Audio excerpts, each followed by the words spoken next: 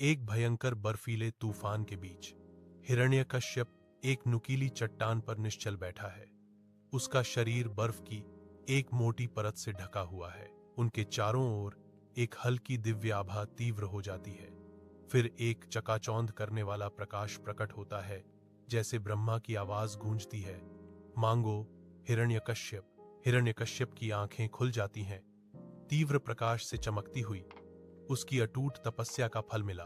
हिरण्यकश्यप, क्रोध से लाल आंखों वाला, अपने विशाल सिंहासन कक्ष में हावी है। उसके दरबारी और सैनिकों को एक स्पष्ट भय ने जकड़ रखा है। उसकी मुट्ठी भींच जाती है जैसे ही वह चिल्लाता है, किसी को भी विष्णु का नाम लेने की हिम्मत करने वाले की निंदा करता है। आज से इस पूरे राज्य में केवल मेरी ही पूजा की जाएगी। जो कोई भी विष्णु का नाम लेगा उसे मृत्युदंड दिया जाएगा। एक सुनसान महल के कोने में एक अकेला तेल का दीपक टिमटिमा रहा है, जिससे नाचती हुई परछाइयां बन रही हैं, जैसे कि दूर से आती हुई पहरेदारों की आवाजें भयावह शांति में गूंज रही हैं। एक छोटी सी आकृति हाथ जोड़े हुए दीपक से प्रकाशित है। उनकी आंखों में गहरी श्रद्धा और भक्ति प्रकट हो रही है। उनका अटूट विश्वास चमकता है। इन दीवारों के बाहर हिरण्यकश्यप के आतंक के बिल्कुल हिरण्यकश्यप के भव्य दरबार में एक शाही रोशनी उसके सिंहासन पर बैठे उसके क्रोधी अहंकारी चेहरे को रोशन करती है। उनके सामने एक छोटा प्रहलाद नारायण नारायण का जाप करता है, अटूट भक्ति के साथ, आंखें अलौकिक शांति में बंद। हिरण्यकश्यप अपने मंत्रियों को इशारा करता है, जो प्रहलाद को विचलित करने का प्रयास करते हैं, लेकिन लड़का अटल रहता है। उसकी भक्ति अडिग रहती है। प्रहलाद चट्टान के किनारे पर अनिश्चित रूप से खड़ा है। उसके साधारण कपड़े तेज हवा में फड़फड़ा रहे हैं, जबकि हिरण्यकश्यप की क्रूर मुस्कान नीचे विकृत हो रही है। सैनिक प्रहलाद को धक्का देते हैं। वह खाई में गिर जाता है और उस दृश्य पर एक भयावह सन्नाटा छा जाता है।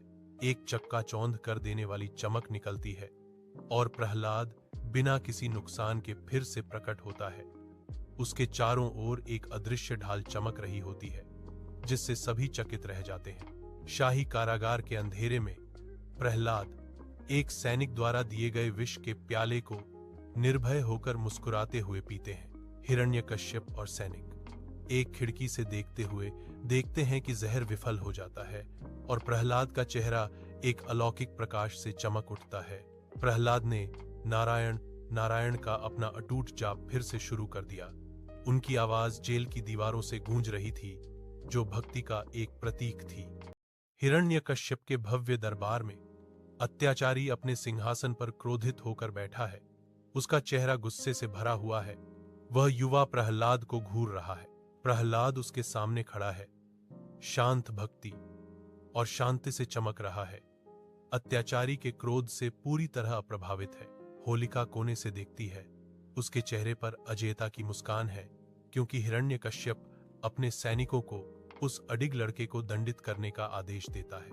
एक मंद रोशनी वाले कक्ष में हिरण्यकश्यप की आंखों में चमक थी। वह होलिका के करीब झुकता है, जबकि उसकी परछाई अलंकृत दीवारों पर नाच रही थी। होलिका के होठों पर एक कुटिल मुस्कान तैरती है। जब वह उसकी भयावह योजना सुनती है तो वह घमंड से भर जाती है। वह सिर हिलाती है, अपनी अजेयता के प्रति आश्वस्त होकर अपने काले समझौते पर मुहर लगाती है। यह हो जाएगा, मेरी शक्ति मेरी रक्षा करेगी। एक विशाल चिता रात के आकाश में जल रही है। उसकी लपटें नृत्य कर रही हैं, जैसे होलिका अपनी गोद में शांत प्रहलाद के साथ उसके केंद्र में बैठी है। होलिका की मुस्कान डगमगा जाती है। उसकी जगह आतंक ले लेता है, क्योंकि आग उसे भस्म कर देती है, जबकि प्रहलाद शांतिपूर्ण प्रार्थना में आंखें बंद किए हुए अछूता रहता है।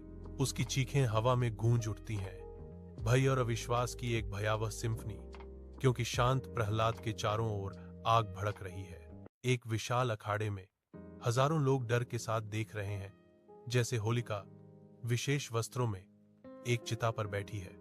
प्रहलाद उसकी गोद में है।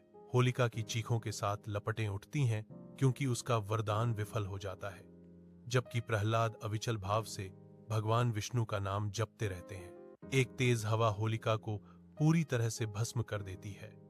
फिर भी प्रहलाद सुरक्षित बाहर निकलता है। जिससे भीड़ फुसफुसाहट और विस्मय में डूब जाती है। हिरण्यकश्यप क्रोध से लाल हुए चेहरे के साथ अपने भव्य सिंहासन पर बैठा है।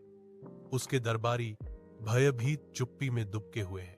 प्रहलाद शांत और दृढ़ निश्चयी क्रोधित राजा के सामने लाए जाते हैं। वह विनम्रता पूर्वक अपनी भक्ति त्यागने से इनकार करते हुए कहते हैं, भगवान विष्णु ही सर्वोच्च है, मेरी भक्ति अटूट है। हिरण्यकश्यप का क्रोध भड़क उठता है। उसकी तलवार ऊंची उठ जाती है, अडिग प्रहलाद पर वार करने को तैयार। जैसे ही वह गर्जता है, अपनी भक्ति छोड़ दो या मेरे क्रोध का सामना करो। मंद रोशनी वाले महल में हिरण्यकश्यप क्रोध से भरकर प्रहलाद को एक खंभे से बांध देता है। तुम्हारा भगवान कहाँ है? अब मुझे चुनौती दो। प्रहलाद शांति से मुस्कुराते हुए जवाब देता है, मेरे भगवान हर जगह हैं, इस खंभे में भी। खंभा कांपता है, फिर फट जाता है। धूल से भगवान विष्णु नरसिम्हा के रूप में प्रकट होते हैं, भयानक और विस्मयकारी। वह हिरण्यकश्यप को चीर डालते हैं, उसके शासन का अंत करते हैं। रात के आकाश के नीचे ग्रामीण एक विशाल होलिका का ढेर बनाते हैं। उनके चेहरे प्रत्याशा से चमक रहे हैं। त्योहारी तैयारियों के बीच बच्चे हंसते और खेलते हैं। उनकी खुशी चौक में गूंज रही है।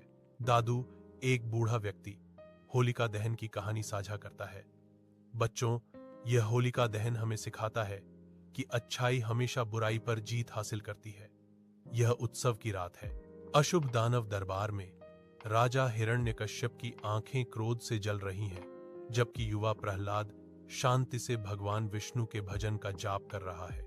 हिरण्यकश्यप क्रोध से लाल होलिका की ओर इशारा करता है, जो अहंकारी मुस्कान के साथ अपने वरदान का बखान करती है। होलिका प्रहलाद को चिता में लेने की तैयारी करती है, लेकिन प्रहलाद शांत रहता है।